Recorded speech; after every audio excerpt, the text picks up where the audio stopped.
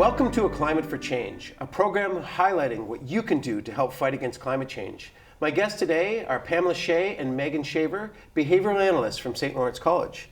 Thanks for coming on the show. Well, thanks for having us, Dan. Absolutely. So this show's a bit about like climate action, climate change. We've talked about electric vehicles and local food, and this is going to be a bit different, but I think it's really important because humans are emotional. We can't always control our behavior, it seems. I know with myself, right? And we're talking about climate change, which is such a big thing. 7.7 billion people, and it's really about us. So could we start today's show off, both, again, thanks for coming, and tell me a bit more, and tell us a bit more about behavioral analyzing behavior. And a bit about what you two do, and then we're going to go down and kind of dig into just how this can be used to help spur more climate action.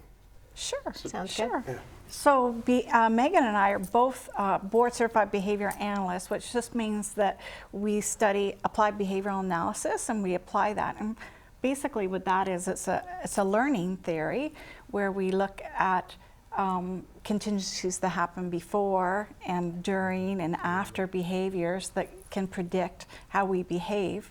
And since we can predict how we behave, we can actually change behaviors for the better. So it can have a very broad application. So we can work with children with autism, we can work with individuals with brain injuries or any kind of intellectual disabilities or husbands, animals, and even... and yourself. Yeah, even. Yeah. And so walk through a bit more just to dig in. And it doesn't have to be just climate related. We'll get there through the show. But just like kind of a bit more, I know what the center that you work at, like what's a little hands-on just describing through maybe one of the things you've worked on before. Sure. Well, we're excited to be affiliated with the Center for Behavioral Studies, which is a part of St. Lawrence College. And at that center, behavior therapists provide ABA services to different clients in our community. And so mostly ABA with is? Applied Behavior Analysis. Okay. Thank you for asking. No, I'm interested. And so those services are provided, and they provide our students with lots of different placement opportunities, research opportunities, and that sort of thing. So broadly, our day-to-day work is teaching students and also running research and special projects through the center. And so it came to be that since climate change is a passion and a topic that I care very much about, and then I saw Pam present an Ignite talk at a conference and knew that she cared very much about, we connected and decided to start a special initiative through the Center for Behavioral Studies, where we would work with community members, SLC community members, students, and basically anyone who's interested in moving forward some projects that help people change their behavior to be more in line with what we need to do to be more sustainable. Exactly. So with when you saw Pam's your night talk, what was that on?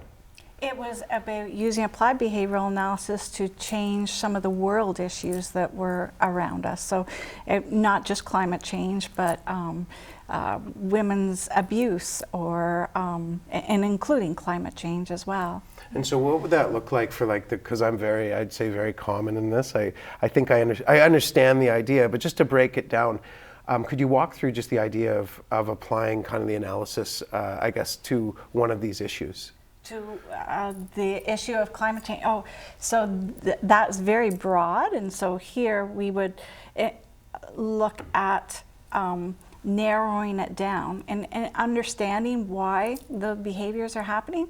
Some of the problems with climate change in terms of applied behavioral analysis is that there's something that we call a reinforcement trap, that people are more likely to engage in behaviors that where they can be reinforced right away. So we want fast delivery of reinforcers, and the delayed reinforcer of a more utilitarian behavior is difficult to get. So can we narrow it down so that we're looking at behaviors that are a little that are affecting the individuals right at the present, and so we can even look at some of behavioral economics and how they address some of the issues, and looking at techniques such as nudging Okay. to try to get people to behave in more sustainable manners. So in the next couple minutes, I'd like to kind of focus down on maybe just the food-based one. We only have about Okay. 3 minutes left. Sure.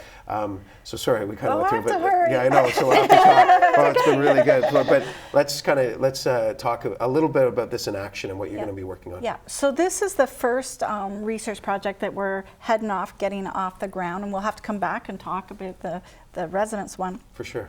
But we're trying to see in the college if we can increase plant-based food consumption. And that project drawdown, where they kind of list how impactful the solutions to climate change are. Okay. That's actually number 4 on the list of Okay. impactfulness.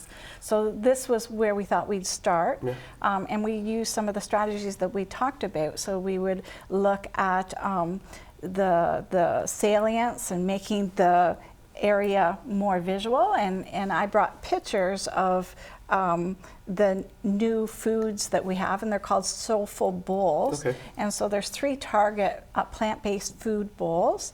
And so what we're doing, that whole section is going to be green, and then we're marketing the 3 target bowls on the what are they The called? menu, Okay, like yeah. the big. Not the menu, Oh, no? but the things that run through the school. Oh yeah, they're Wow. plasma TVs Yeah, or the different displays yeah, and the stuff. displays. Kind of- And so that we'll say chef special, and we'll put climate champions in the corner. Okay. And some of the research is indicating that if you market something as chef special, that people will be more likely to choose it as opposed to if you put it as vegetarian or vegan Yeah. or something like that. So we're going to put kinda- chef 'cause it's special. kinda better, like the chef has made it. Yeah, Yes. yeah. And then we're going to promote the social signaling and self-signaling that I was telling you about by the fact that we're going to have little stickers going on the food. Okay. And so they're going to walk through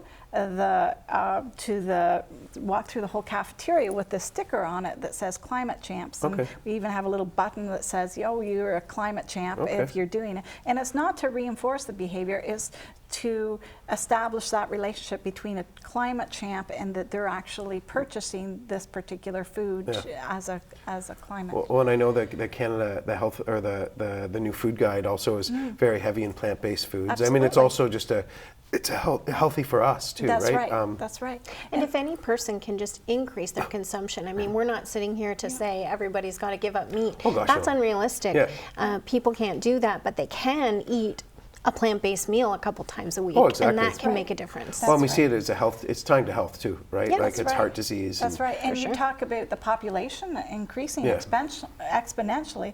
Well, if we ate more plant-based foods, then maybe there'll be enough food for other people as well, because it just takes less land Yeah. and less resources, and of course it reduces the methane. Well, exactly. No, it consumption, ties so much. And guys, this has been amazing. You guys, I feel like I should be like getting like a certificate or something. I feel you've taught me so much. Dove right into this, and I do think it's amazing when you break it down and think of kind of the stores and everything we've talked about. Thank you so much for coming on the show. Thank you for having us. You're very Dan. welcome. Thank you. That's it for this week's program. Join us next time for another episode of A Climate for Change on your TV.